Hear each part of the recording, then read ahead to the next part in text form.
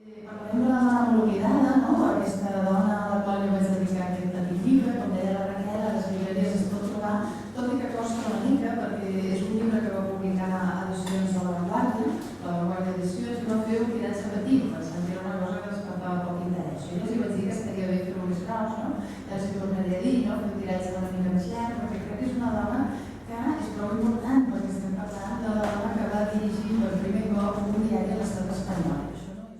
Doncs fins ara poca. La veritat és que ha estat arrel del Premi Maria Luz Morales de Periodisme, que vam organitzar i organitzem juntament amb La Vanguardia i l'Obra Social La Caixa i l'Observatori Cultural de Gènere, que s'han interessat, però jo trobo que és un personatge de la seva història que tenen força oblidat. Aquest llibre ha estat el primer intent de recuperar-la, però jo crec que haurien de fer una mica més, no? Morales, tendríamos un conjunto de una labor escrita superior a la de Galdós. Galdós va ser molt prolífic.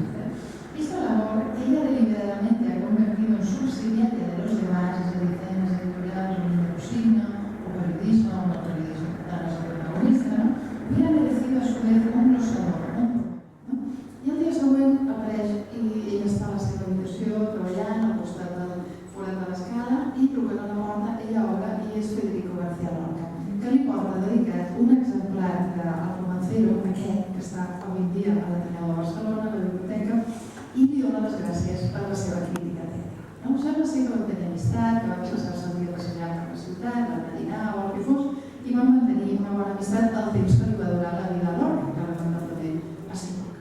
Però bé, ha quedat aquest exemplar a la biblioteca de l'Ateneu i ha quedat també un capítol que li dedica a Lorca on explica tot això que jo us explico, si no us veríem tots aquests detalls, en un llibre de memòries seus que es diu Alien, que no són memòries, el meu interès ve perquè jo m'interesso per les dones de la cultura en el seu conjunt, i perquè m'interessen especialment les dones que van treballar durant la República. I Maria Luz Morales va ser una d'aquestes dones. A conseqüència, he caigut a Maria Luz Morales a base de buscar també documentació sobre altres dones. Al descobrir que és una dona tan completa i tan interessant, no he pogut per menys que interessar-me per ella. Era interessant com les dones van conquerir l'espai, I jo crec que des del punt de vista molt conscient que les dones estan a minoria, perquè ja quan es mou per la vida, quan es mou per les redaccions, doncs claríssimament no troba dones, està tot el dia rodejada d'homes, començant per La Vanguardia, on ella va ser la primera dona a la redacció. Veieu la de cartell, 31, 32, poquets, s'incorpora a la redacció, única dona. Quan és escollida l'any 36 com a directora i escolleix el Comitè Obrer, també és l'única dona.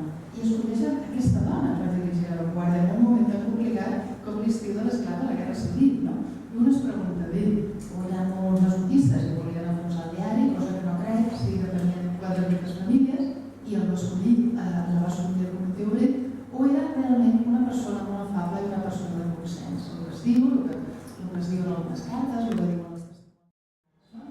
Més publicacions que ella va col·laborar, doncs, jo diria que gairebé totes. Tenim la Notícia Universal, la Hoja de Llibres d'Estima. Va col·laborar amb tants diaris i tanta revista que a mi no m'estranyaria que fos la periodista que va col·laborar amb els mitjans de comunicació. No m'estranyaria. Això estaria per veure, però no m'estranyaria. Tots els periodistes, diguem, treballaven com podien, però molts quedaven vinculats al sol mitjà i, clar, Morales va escampar una carrera tan llarga a través del món i els mitjans, Doncs la veritat és que s'han fet moltes coses relacionades amb les dones, com ara, per exemple, llibres, però el tema de les plaques falten coses. Per exemple, al Liceum Club, una placa seria el començament d'un procés de recuperació. I, per exemple, jo ara mateix estic fent un llibre per l'Ajuntament sobre temes de dones, és a dir, que segur que si els hi proposem tenen interès, tot i que fins ara no s'ha fet.